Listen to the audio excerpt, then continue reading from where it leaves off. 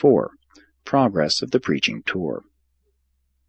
Jesus did very little public work on this preaching tour, but he conducted many evening classes with the believers in most of the cities and villages where he chanced to sojourn with James and John.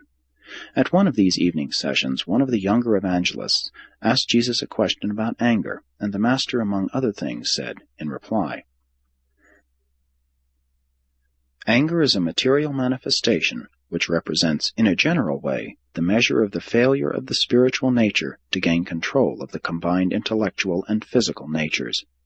Anger indicates your lack of tolerant brotherly love, plus your lack of self-respect and self-control.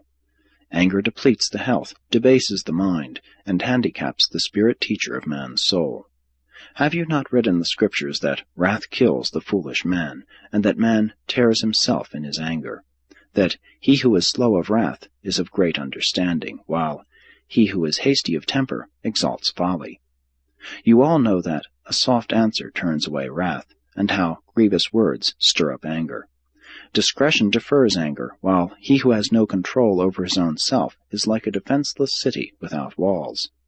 Wrath is cruel, and anger is outrageous. Angry men stir up strife, while the furious multiply their transgressions. Be not hasty in spirit, for anger rests in the bosom of fools."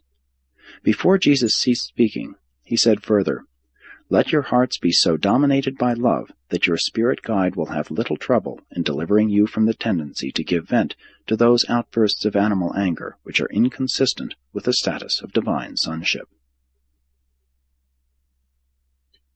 On this same occasion, the Master talked to the group about the desirability of possessing well-balanced characters.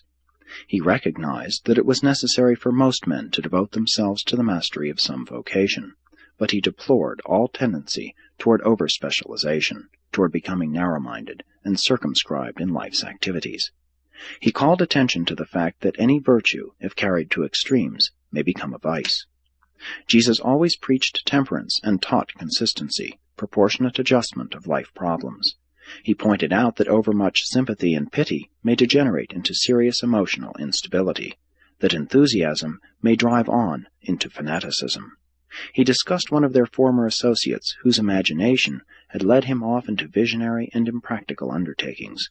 At the same time, he warned them against the dangers of the dullness of over-conservative mediocrity. And then Jesus discoursed on the dangers of courage and faith, how they sometimes lead unthinking souls on to recklessness and presumption. He also showed how prudence and discretion, when carried too far, lead to cowardice and failure. He exhorted his hearers to strive for originality, while they shunned all tendency toward eccentricity. He pleaded for sympathy without sentimentality, piety without sanctimoniousness. He taught reverence free from fear and superstition. It was not so much what Jesus taught about the balanced character that impressed his associates, as the fact that his own life was such an eloquent exemplification of his teaching. He lived in the midst of stress and storm, but he never wavered. His enemies continually laid snares for him, but they never entrapped him.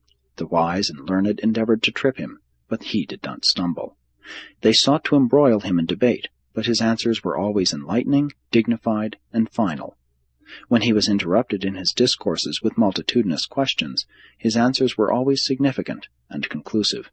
Never did he resort to ignoble tactics in meeting the continuous pressure of his enemies, who did not hesitate to employ every sort of false, unfair, and unrighteous mode of attack upon him. While it is true that many men and women must assiduously apply themselves to some definite pursuit as a livelihood vocation, it is nevertheless wholly desirable that human beings should cultivate a wide range of cultural familiarity with life as it is lived on earth. Truly educated persons are not satisfied with remaining in ignorance of the lives and doings of their fellows.